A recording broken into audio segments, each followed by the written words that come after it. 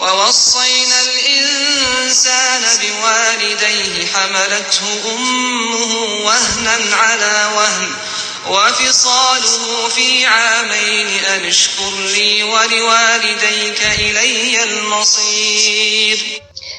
Bismillahirrahmanirrahim.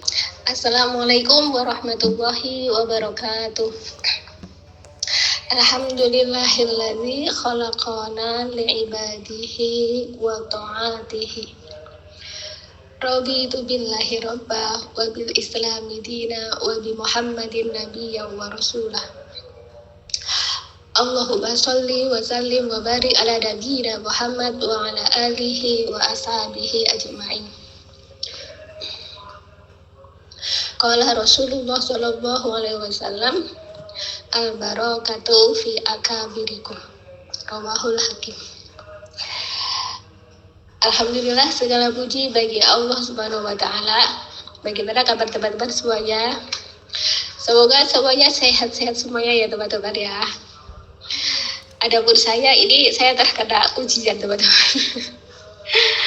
Kemarin hari Jumat kita bahas kisah tentang diuji, Masya Allah ya. Setelah membahas kemarin itu sebenarnya saya nanti jangan-jangan habis ini kena ujian gitu ya. Masya Allah ya, ya hanya terselip pikiran gitu aja. Itu mulai dari Sabtu malam itu saya sudah merasa kok ada yang aneh gitu di bagian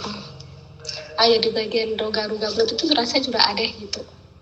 Minggu semakin terasa, Senin terasa sampai hari ini benar-benar langsung diuji oleh Allah Subhanahu wa taala ya. Ya, mungkin ada yang salah dari apa yang saya sampaikan kemarin. Kita belum berdoa kemarin itu ya, mohon perlindungan kepada Allah semoga kita oleh Allah tidak ditimpakan musibah atau ujian apabila kita salah ataupun kita lupa kayak gitu ya. Dan juga kita memohon kepada Allah supaya tidak menjadi orang-orang yang menimpakan musibah atau fitnah kepada orang yang lain, dan juga kita mohon perlindungan kepada Allah agar dihindarkan dari musibah ataupun fitnah yang ditimpakan orang-orang lain ataupun yang murni dari Allah Subhanahu wa taala. Tapi apapun yang sudah terjadi teman-teman yang menimpa kita, yang kita alami, berarti itulah yang sudah tertulis ya dalam lauhul mahfuz Allah dan sudah diridhoi untuk terjadi. Maka apa yang harus kita lakukan ya kita jalani, kita terima. Inilah takdir untuk hari ini, inilah qada untuk hari ini, dan yang kemarin sudah tertulis seperti itu. Nah teman-teman rahimakumullah, tak terasa kita sudah sampai di pekan yang ketiga dari Jumadil Awal atau Jumadil Ula 1447 Hijriah, dan bahasan kita, materi kita adalah terkait dengan keajaiban penciptaan. Adapun yang hari ini kita bahas adalah terkait dengan asik kayak gitu. Kita mulai aja teman-teman ya.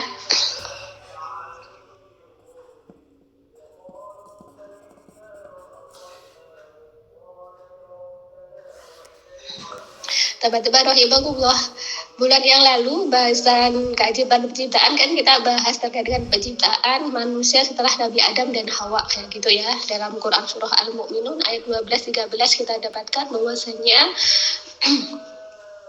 kita dapatkan pemahaman bahwasanya manusia setelah Nabi Adam dan Hawa itu Allah ciptakan semuanya berawal dari sulalatin bintin ya. Yang kemudian sulalatin bintin itu oleh Allah jadikan sebagai nutfah. Nutfah itu bahasa Indonesianya mudah itu adalah sel sperma sama sel telur yang perempuan itu ya. Jadi bahan dasarnya itu dari sulalatin bintin kayak gitu, yang itu kemudian menjadi nutfah, kemudian dari nutfah menjadi alaqah, kemudian dari alaqah mudghah, kemudian Allah bentuk idhoban atau tulang kayak gitu ya, kemudian ditutup dengan lahmud daging kayak gitu. Dan kemudian Allah ciptakan manusia. Nah setelah lahir kayak gitu, lahir adalah seorang bayi. Nah kemudian saya mikir ini pasti dilanjutkan, yaitu apa, terkait dengan petunjuk Allah apa yang dilakukan oleh seorang ibu yang melahirkan, yaitu menyusui kayak gitu. Nah bahasan kita tentang, saya nggak bahasakan dengan menyusui tapi dengan ASI gitu aja.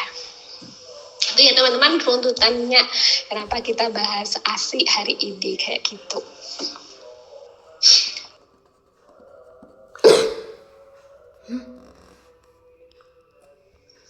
Teman-teman rahimakumullah, adapun dasar perintah menyusui yaitu di situ saya bagikan 2 slide ya teman-teman, karena yaitu Quran surah Al-Baqarah ayat 233 sampai Quran surah Al-Ahqaf ayat 15 kayak gitu. Nah ini saya juga pas haid kayak gitu, jadi saya nggak bisa baca ayatnya secara keseluruhan, jadi saya bacakan aja terjemahnya. Ini bukan terjemah, saya baca-baca sudah terjemah tafsiriyah, maksudnya dan ada maknanya. Kalau terjemah harfiah murni per kata satu-satu itu kan tidak diperbolehkan ya teman-teman ya. Makanya saya kadang-kadang saya juga mengambil satu kata saya artikan, tapi saya berusaha untuk selalu ingat itu yang kayak itu, untuk kemudian dimaknai kayak gitu, biar kemudian terbebas dari terjemah harfiah kayak gitu. Ini insya Allah sudah ada maknanya di sini, yaitu dari Quran surah Al-Baqarah ayat 233. Di situ Allah Subhanahu wa taala berfirman, dan ibu-ibu kayak gitu ya. Dan ibu-ibu itu. Wal walidatu itu kan jamak teman-teman ya. Dan ibu-ibu hendaklah menyusui anak-anaknya kayak itu selama 2 tahun penuh. Bagi yang ingin menyusui secara sempurna. Dan kewajiban ayah menanggung nafkah dan pakaian mereka dengan cara yang patut. Seseorang tidak dibebani lebih dari kesanggupannya. Janganlah seorang ibu menderita karena anaknya, dan jangan pula seorang ayah menderita karena anaknya. Ahli waris pun berkewajiban seperti itu pula. Apabila keduanya ingin menyapih dengan persetujuan dan permusyawaratan antara keduanya, maka tidak ada dosa atas keduanya. Dan jika kamu ingin menyusukan anakmu kepada orang lain, maka tidak ada dosa bagimu memberikan pembayaran dengan cara yang patut. Bertakwalah kepada Allah dan ketahuilah bahwa Allah Maha melihat apa yang kamu kerjakan. Itu Quran surah Al-Baqarah ayat 233. Jadi di situ teman-teman ada perintah dari Allah, petunjuk dari Allah kepada para ibu kayak gitu ya, untuk kemudian menyusui anaknya kayak gitu ya. Yurdina kayak gitu, untuk menyusui yurdina auladahuna, menyusui anak-anak mereka kayak gitu. Jadi ini adalah petunjuk dari Allah bagi kaum perempuan yang melahirkan untuk kemudian menyusui anak-anaknya kayak gitu. Terus kemudian dasar yang kedua apa? Yaitu dalam Quran surah Al-Ahqaf ayat 15. Di situ Allah Subhanahu wa taala berfirman, yang artinya, dan kami perintahkan kepada manusia agar berbuat baik kepada kedua orang tuanya. Ibunya telah mengandungnya dengan susah payah. Ya teman-teman ya, yang sudah pernah mengalami, mengandungnya susah payah dan melahirkannya juga dengan susah payah. Hingga masa mengandung sampai menyapihnya ya selama 30 bulan kayak gitu. Jadi di situ ada wahamluhu ya, itu apa? Mengandungnya. Berarti mengandung janin tadi itu wafisoluhu. Fisol itu memisah, artinya menyapih kayak gitu ya. Menyapih anak tadi itu adalah salah 30 bulan kayak gitu. Artinya maksudnya di situ berarti waktu mengandung sampai menyapih itu 3 bulan.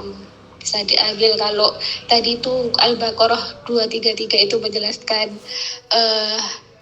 menyusui selama 2 tahun penuh itu yang ingin menyusui secara sempurna berarti 24 bulan. Kemudian kalau dalam ayat 15 Al-Ahqaf tadi itu 30 bulan kayak gitu ya.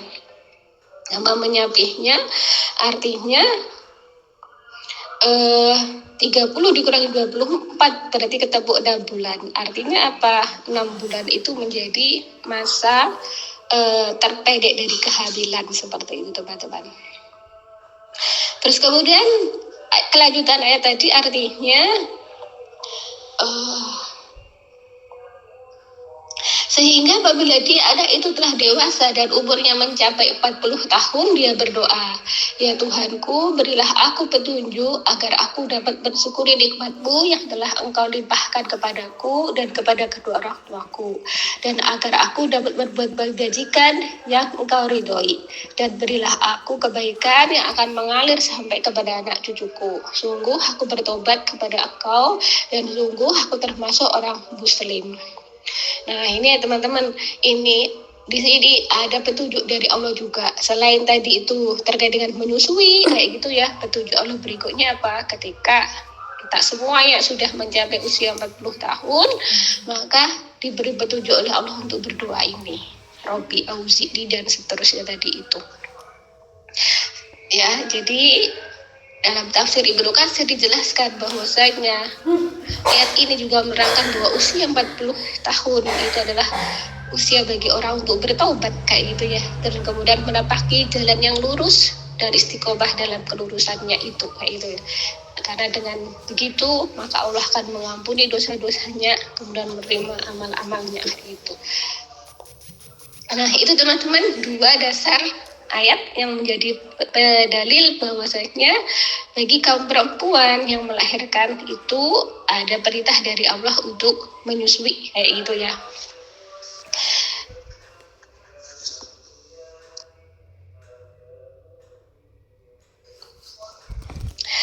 Teman-teman rahimahumullah, dari dua ayat tadi itu berarti menyusui itu bukan hanya perkara alami gitu loh. bukan perkara lumrah lah. Wanita yang barusan melahirkan kemudian menyusui itu bukan begitu teman-teman. Tapi di sini ada keajaiban ya itu loh. Ya jadi di sini itu menyusui itu adalah perkara ajaib kayak gitu ya. Maksudnya itu bukan hanya faktor alami, tapi ini benar-benar ada perintah dari Allah Subhanahu wa Ta'ala untuk kemudian melakukan hal itu. Meskipun perintah itu bukan menjadi suatu kewajiban yang kemudian wanita itu berdosa ketika meninggalkannya, itu tidak begitu. Tapi ketika disengaja padahal dia tidak memiliki halangan udzur apapun, kemudian anaknya malah kemudian sampai pada sakit dan meninggal, maka di situ baru ada dosa gitu. Jadi benar-benar menyusui itu adalah satu perintah dari Allah. Maka bagi perempuan oleh Allah pun diberi petunjuk berapa lama masa waktu menyusui, sebagaimana diterangkan dalam Quran surah Al-Baqarah 233 tadi itu, masa sempurna itu adalah 2 tahun kayak gitu. Kemudian masa terpendek itu kalau pendapat para ulama itu adalah 6 bulan kayak gitu.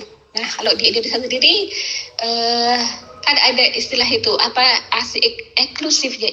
Itu kan setahu saya juga sampai 6 bulan menyusui kayak gitu ya. Jadi ternyata kenapa ada begitu? Nantilah terkait dengan kandungan ASI kayak gitu ya. Jadi ASI ini kan oleh Allah susun sejak sekitar 7 bulan kehamilan. Kalau ibu nggak hamil, nggak melahirkan, kan nggak keluar ASI-nya. Di situ aja itu sudah muncul keajaiban. Wanita nggak berperan apapun. Kemudian ibu-ibu yang hamil itu kemudian susah payah bagaimana menyusun ASI ke dalam dirinya, kan enggak. Semuanya kan diproses oleh Allah kayak gitu. Dan kemunculannya itu pun juga diatur oleh Allah. Ya. Dan disesuaikan pula dengan janin kayak gitu loh. Dengan si bayi manusia tadi itu. Jadi kadang mungkin kita nggak melihat sisi maha besarnya Allah dalam hal menyusui dan ASI gitu loh. Padahal di situ tuh ada ayatnya Allah, tanda kuasanya Allah bagi kita yang mau memikirkannya kayak itu ya. Nah itu teman-teman ya. Jadi masa sempurna menyusui itu adalah 2 tahun. Apabila ingin menyapihnya sebelum masa itu boleh. Tadi itu dalam Quran surah 233 itu dijelaskan boleh kayak gitu ya. selama apa? Atas musyawarah kedua orang tua. Maksudnya itu suami istri itu sepakat untuk kemudian menyapihnya. Apakah itu karena faktor ibunya yang kemudian sudah tidak fit, tidak sehat lagi, atau kemudian ada faktor-faktor lain kayak gitu. Terus kemudian juga boleh kemudian disusukan wanita yang lain, sebagaimana dalam Quran surah Al-Baqarah 223 tadi itu. Kalau kalian berkehendak untuk menyusukan kepada wanita lain, ya itu juga boleh dengan memberi upah itu. Dan kita tahu di bangsa Arab dulu, atau mungkin bahkan sampai sekarang saya juga nggak tahu, itu kan biasa ya. Maksudnya itu biasa wanita itu menyusui anaknya wanita lain. Kita tahu Rasulullah SAW sendiri itu kan disusui oleh Halimatu Sa'diyah kayak gitu ya. Terus kemudian saya baca riwayat Aisyah radhiyallahu anha itu juga disusui oleh wanita lain selain ibunya kayak gitu ya. Dan dalam riwayatnya juga masih banyak ya para sahabat-sahabat itu yang kemudian disusui oleh ibu yang lain kayak gitu loh. Bahkan ada itu yang kisah itu yang saya baca, nggak tahu kalau itu ada satu laki-laki menikah dengan satu perempuan. Setelah menikah datang seorang perempuan yang bilang bahwasanya kalian berdua itu aku susui gitu loh. Kan kalau sudah satu ibu susu gitu ya. Itu kan kemudian nanti berlaku hukum lain dalam Quran surah An-Nisa ayat 23 itu nggak boleh menikah itu ya karena mahram itu ya. Akhirnya mereka disuruh oleh Rasulullah untuk cerai kayak gitu ya. Itu nanti ada sedikit bahasa di belakang.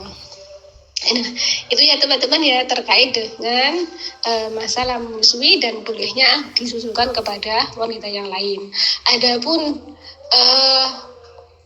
terkait dengan nanti itu disusui dengan wanita yang lain itu terkategori benar-benar jadi ibu susu berapa, itu ada beberapa pendapat. Ada yang mengatakan sedikit ataupun banyak ketika sudah masuk ke tenggorokannya si anak, si bayi, maka itu ya sudah disusui kayak itu, maka menjadi haram nanti ibu susunya itu menikah dengan si bayi yang disusui, dan juga ada hukum mahram nanti dengan anaknya si ibu susu, ibu yang menyusui kayak gitu ya. Ada juga yang berpendapat 5 hisapan, ada yang berpendapat 3 hisapan kayak gitu ya. Jadi ada beberapa pendapat kayak gitu ya.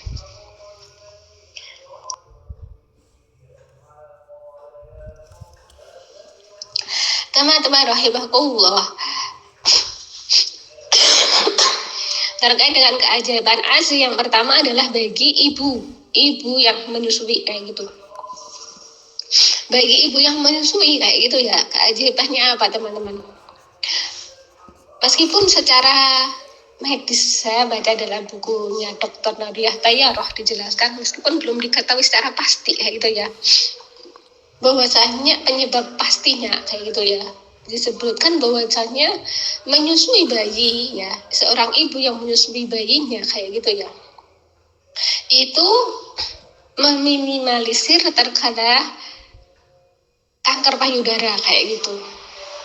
Ya teman-teman bisa bayangkan ya, ketika ASI itu kan terproduksi, habis itu tidak disalurkan, itu apa yang akan terjadi pada para kecuali kalau ASInya tidak keluar, itu kan beda lagi kayak gitu ya. Bahkan kalau saya pernah dapat cerita itu kan kalau ASInya nggak diminum itu tambah sakit kayak gitu. Nah, itu bisa dibayangkan kalau kemudian nggak dikeluarkan, nggak diminum kayak gitu. Itu yang pertama. Terus kemudian berikutnya apa kewajiban yang berikutnya ketika ASI itu diminum oleh si anak kayak gitu ya, bahwasanya rahim ibu akan kembali ke bentuk dan keadaan semula ya.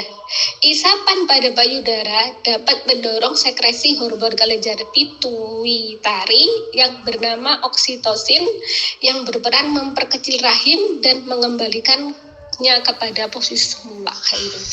Itu dalam keterangan bukunya Dr. Nadia Tayyarah. Jadi bisa memperkecil kembali, menempatkan kembali posisi rahim itu ke keadaan semula ketika sebelum mengalami kehamilan seperti itu, dari aktivitas menyusui tadi itu. Soalnya teman-teman ya, itu nggak disadari mungkin kalau yang nggak menyusui ada-ada aja itu ya. Terus kemudian apa yang berikutnya? Berikutnya yang ketiga, teman-teman, ketika seorang ibu itu menyusui, maka kemudian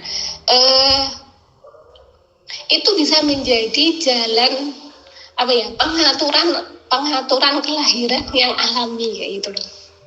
Kan masa kalau misalkan punya planning sempurna menyusui kan 2 tahun gitu, berarti kan nanti setelah 2 tahun hamil lagi, setelah 2 tahun misalkan ya itu, jadi bisa menjadi apa ya, pengaturan masa kelahiran itu yang alami, yang menggunakan ya tadi itu, menyelesaikan penyempurnaan menyusui kayak gitu. Nah, terus kemudian kewajiban berikutnya apa? Ya kan itu terkait dengan psikologis ibu. Ya, ketika seorang ibu itu menyusui anak, maka naluri keibuan dia itu tersalurkan, dan itu akan membentuk jiwa tenang, psikologi yang tenang. Karena kalau sudah faktor alami itu ya, itu kalau apa ya, maksudnya itu kalau ya faktor ibu dan anak gitu ya, maksudnya itu kalau nggak tersalur itu pasti ada gimana gitu loh. Ya, kayak tetangga saya, oh ini Dek Linda ya, itu kan apa ya kak jauh berdawan dengan anak-anak itu kan ya nggak terus teringat dan merasa gimana terus ya memang begitu. Tapi ketika nalurinya itu tersalurkan kayak itu ya tenang, membawa kepada ketenangan kayak gitu. Nah, berikutnya adalah keajaiban asli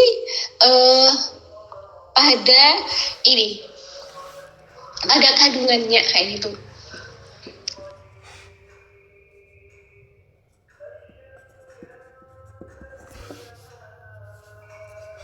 Teman-teman rahimakumullah, berikutnya adalah keajaiban ASI pada kandungannya.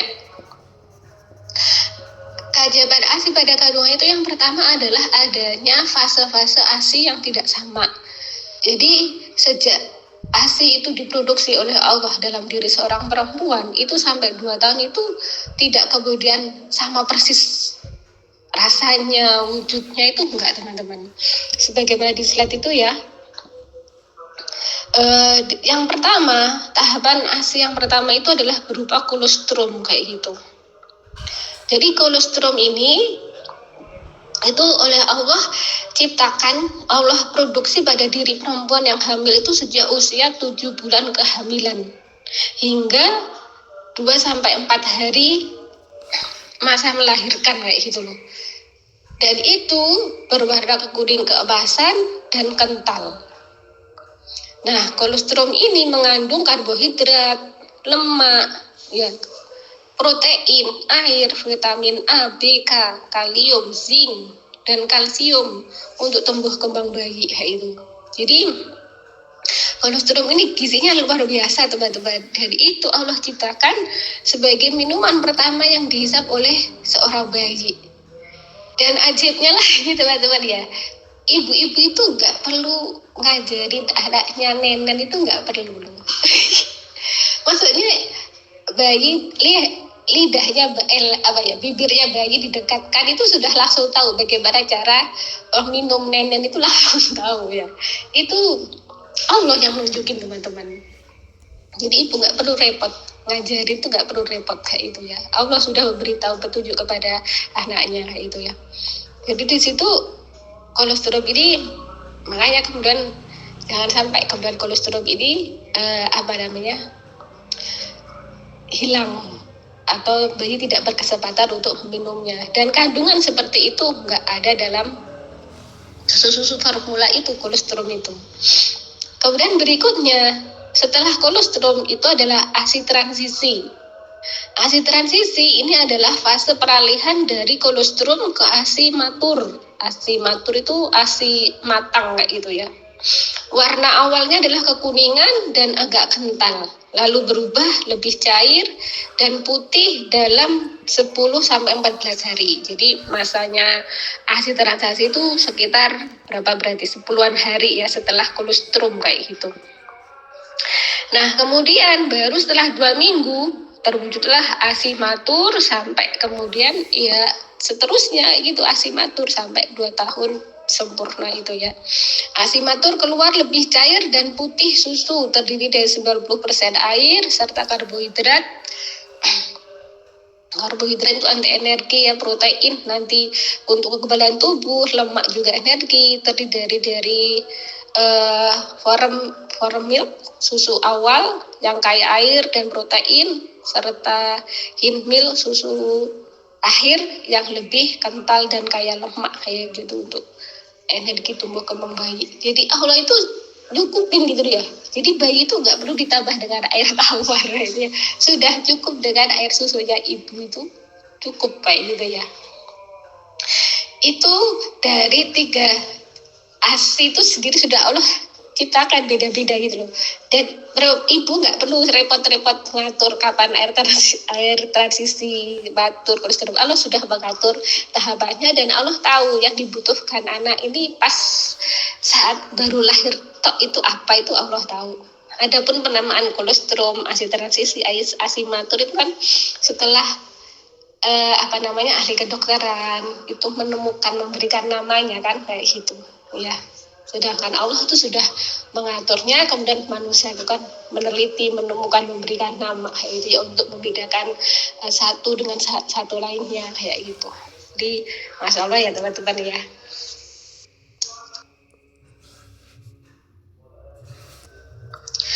Teman-teman rahimakumullah.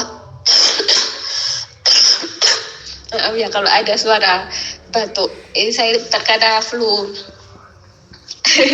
Ada batuk, flu dan sebagainya.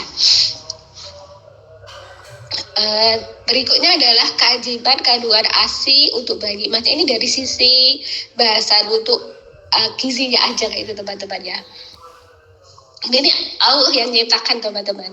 Dalam ASI itu Allah ciptakan ada laktosa ya. Dan laktosa itu kan sebenarnya kan salah satu zat alergen ya, bisa alergis seorang itu.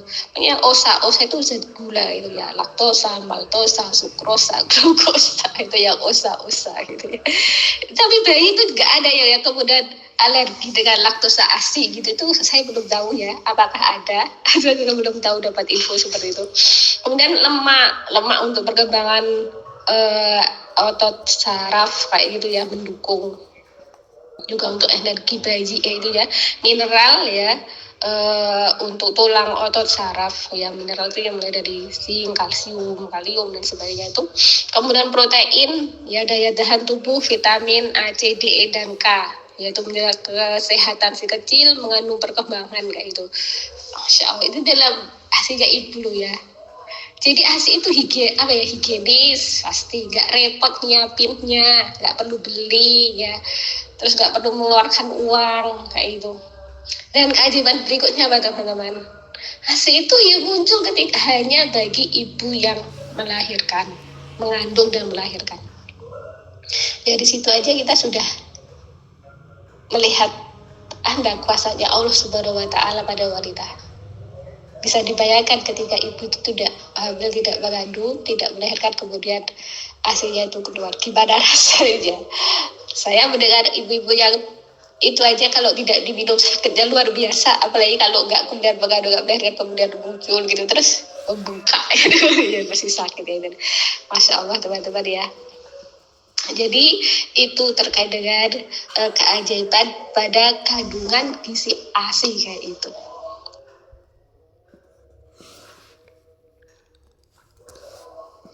Teman-teman rahimahullah, ini bahasa yang terakhir yaitu terkait dengan hubungan karena susuan kayak gitu, yang tadi sempat di awal saya sebutkan gitu ya, bahwasanya ketika seorang bayi itu disusui oleh selain ibunya kayak itu ya, maka ibu susu tadi itu menjadi wanita yang haram kemudian dinikahi oleh si anaknya atau kemudian anaknya si ibu yang menyusui si bayi tadi itu juga menjadi mahram susu kayak itu. Jadi nggak boleh dinikahi oleh si anak laki-laki yang disusui oleh wanita tadi itu. Ya maksudnya teman-teman ya. Jadi misalkan ada si ibu A ini punya anak B itu, terus kemudian anak B ini disusui oleh ibu C, yaitu ibu C punya anak D dan E itu. Maka B tadi misalkan laki-laki yaitu ya, disusui kan oleh ibu C. Ibu C punya anak perempuan D dan E yaitu ya. Maka kemudian si anak laki-laki B tadi nggak boleh menikah sama ibu susunya, kayak gitu ya. Terus kemudian anak ibu susu yang D dan E tadi itu menjadi mahram bagi si B juga haram dinikahi. Nah itu dalilnya mana? Yaitu Quran surah An-Nisa ayat 23.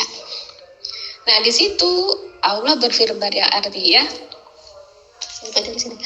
dan diharamkan atas kamu menikahi ibu-ibumu, anak-anakmu yang perempuan, saudara-saudaramu yang perempuan, saudara-saudara ayahmu yang perempuan, saudara-saudara ibumu yang perempuan, anak-anak perempuan dari saudara-saudaramu yang laki-laki, anak-anak perempuan dari saudara-saudaramu yang perempuan, ibu-ibumu yang menyusui kamu. Nah itu ibu-ibumu yang menyusui kamu, saudara-saudara perempuanmu sesusuan, ya, ibu-ibu istrimu atau mertua,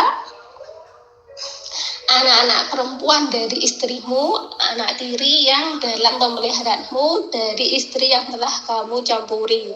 Tapi jika kamu belum campur dengan istrimu itu dan sudah kamu ceraikan, maka tidak berdosa kamu menikahinya.